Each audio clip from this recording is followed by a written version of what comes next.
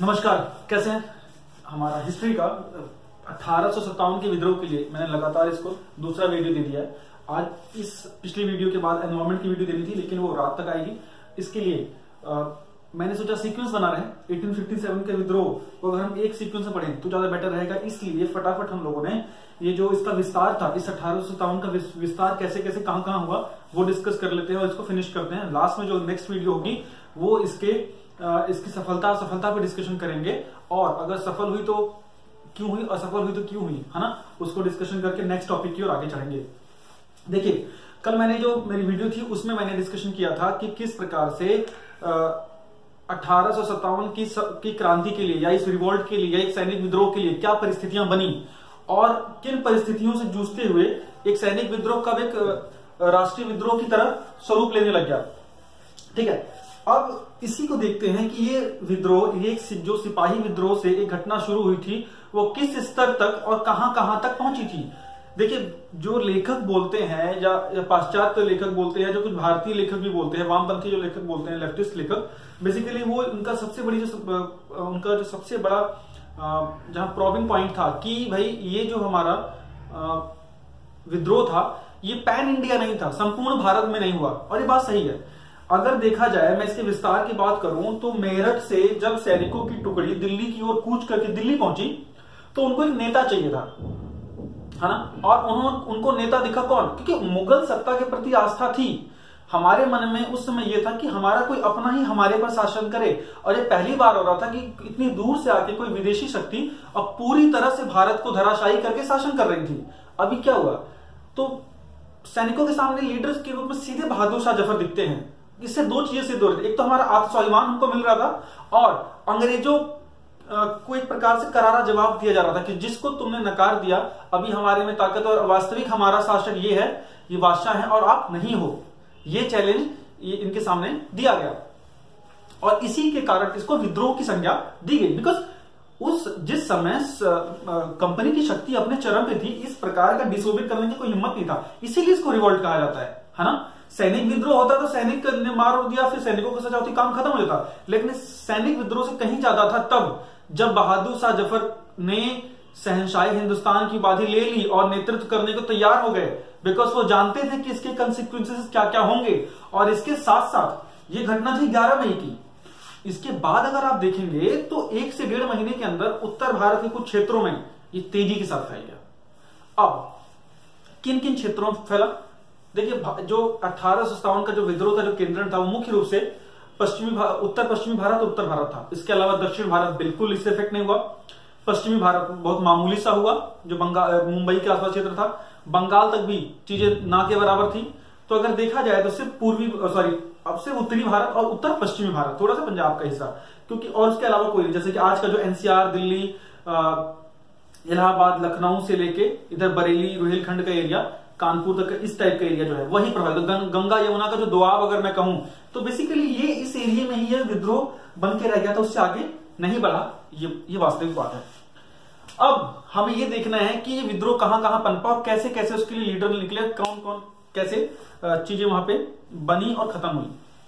पहले ये मैं बता दूं कि जब 1857 का विद्रोह भारत में हुआ तो उसमें ब्रिटेन के प्रधानमंत्री थे पामस्टन। कौन थे?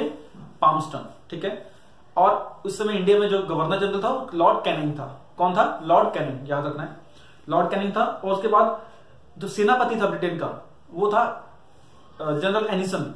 ठीक है, लेकिन जब विद्रोह हो गया तो उसके बाद कैंपवेल आया, बहुत खूंखार कैंपवेल, और कैंपवेल ने ही एक प्रकार से इस दंगे को, इस विद्रोह को, इस रिवोल्ट को दबाया। कैंपवेल को अगर देखा जाए तो सर कैंपवेल, और जो परिस्थितियां घूमी वो कुछ इस रूप में उत्तर भारत में नजर आई।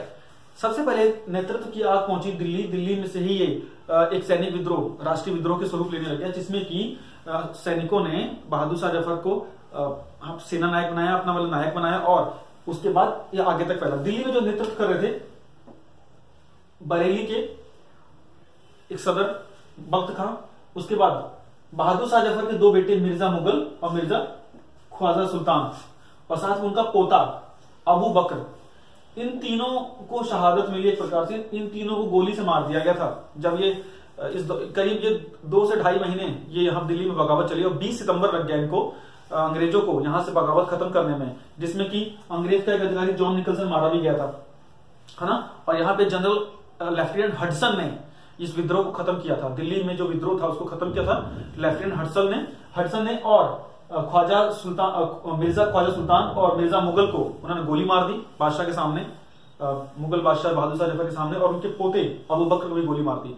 और साथ में इस 62 वर्ष के बूढ़े को भेज दिया रंगून जेल में निर्वासित करके। मतलब इसी के बाद अंग्रेजों ने बिल्कुल निर्वासित, मतलब खत्म, मुगल मतलब खत्म, उठा के रंगून भेज दिया। और रंगून में ही वहां पे उनकी जो मांडले जेल थी वहां उनकी मृत्यु हो गई, है ना।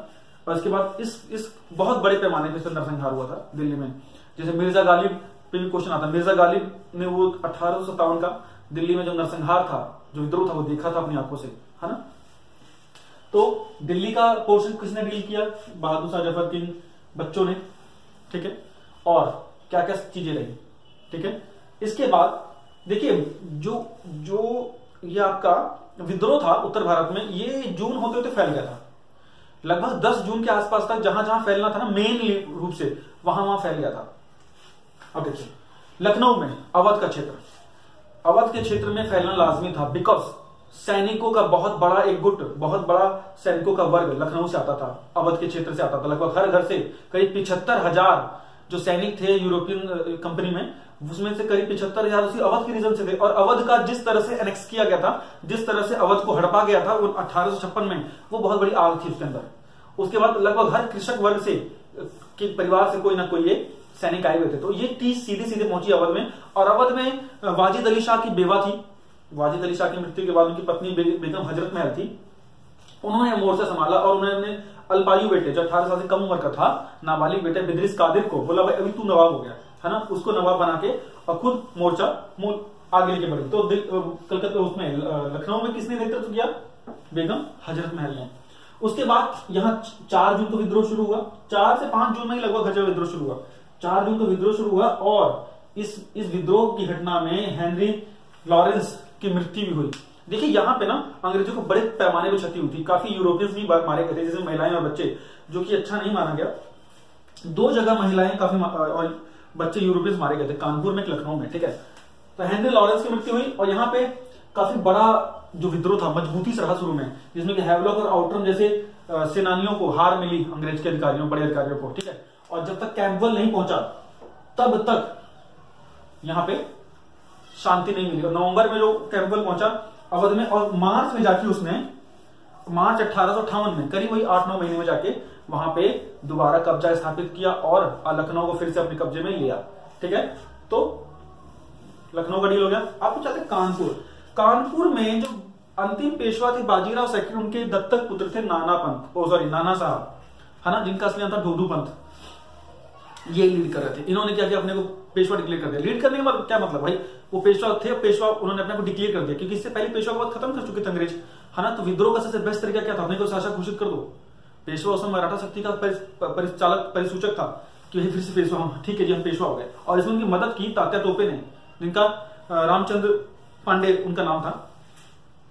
अब नाना साहब ने जो कानपुर में 5 जून को यह आंदोलन शुरू हुआ, 5 जून को उन्होंने पेशवा की उपाधि ली। और उसके बाद जगह जगह कानपुर के क्षेत्र में, जालौन से लेके कानपुर और झांसी से थोड़ा अगर हम पूर्व की देखें तो ये कानपुर का पूरा क्षेत्र पड़ता था, जहां पे कि इन्होंने कुछ अंग्रेज अधिकारियों का आत्मसमर्पण भी कराया। और जिस प्रक्रिया के दौरान उन्होंने पेशवा घोषित किया और तात्या टोपे के साथ रहकर काफी समय तक संघर्ष किया। फिर दिसंबर आते आते कैंपबेल ने यहां विद्रोह शांत किया, ठीक है। तात्या टोपे भाग गए ग्वालियर की ओर, जहां बाद में जाकर उन्होंने रानी लक्ष्मीबाई की भी सहायता की। झांसी में अगर देखें, झांसी कानपुर के पास का एक क्षेत्र था, जहां पे कि भाई गंगाधर राव की मृत्यु के बाद उनका कोई आगे पुत्र नहीं हुआ, तो एक दत्तक पुत्र लिया झांसी परिवार ने लिया था, है ना, दामोदर राव को उनको अंग्रेजों ने मानने से मना कर दिया था और उसका विलय कर लिया था पहले ही। तो ये 30 पहले से थी, जिसके विरोध में कभी कुछ डिस्टर्बेंस हो जाती है, जिसके विरोध में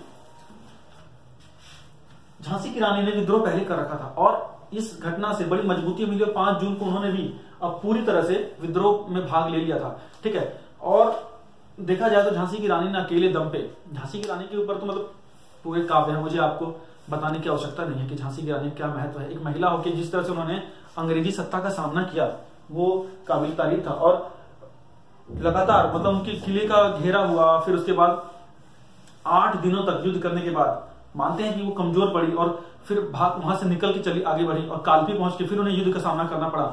लेकिन वो अंग्रेजों के सामने अंत तक झुकी नहीं और गुरिल्ला वार पद्धति से लगातार अंग्रेजों से युद्ध वो करती रही। लेकिन वही होता है ना, गद्दारी। हमारे जो 1857 का विद्रोह का बहुत बड़ा कारण था आपस में गद्दारियां। सभी लोगों ने पूरा इंटरेस्ट नहीं लिया था और वो चीज सामने आई। ग्वालियर के जो सिंधियास थे ये अंग्रेजों के साथ मिल गए, है ना। और उनके मिलने के कारण रानी लक्ष्मीबाई थोड़ी कमजोर पड़ी, है ना, क्योंकि ग्वालियर पे रानी लक्ष्मीबाई ने कब्जा कर लिया था।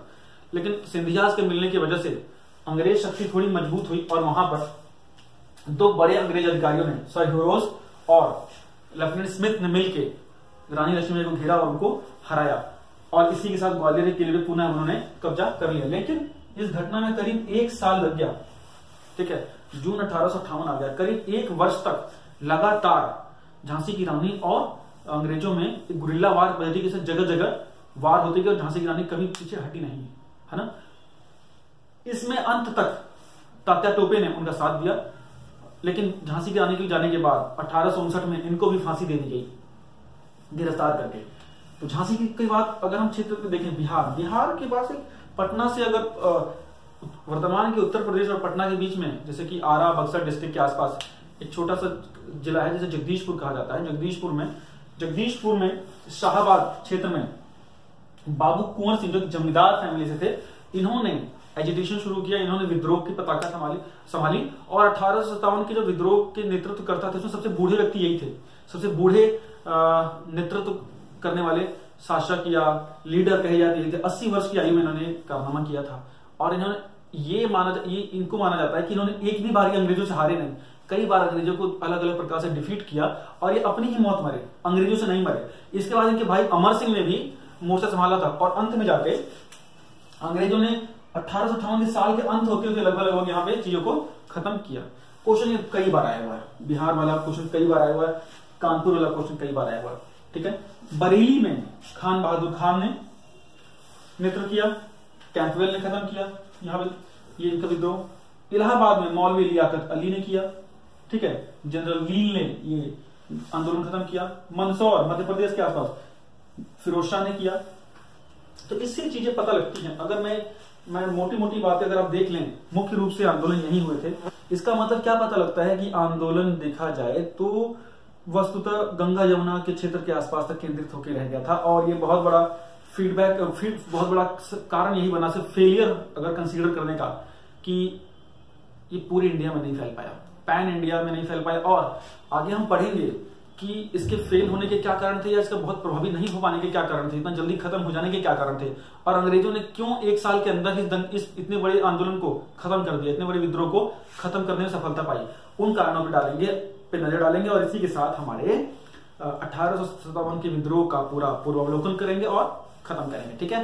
फिर आगे मिलते हैं। नेक्स्ट वीडियो आपको मैं इकोसिस्टम एनवायरमेंट का दे रहा हूं, उसके बाद कल फिर आपको हिस्ट्री का 1857 का पूरा चैप्टर मिल जाएगा। Thank you so much.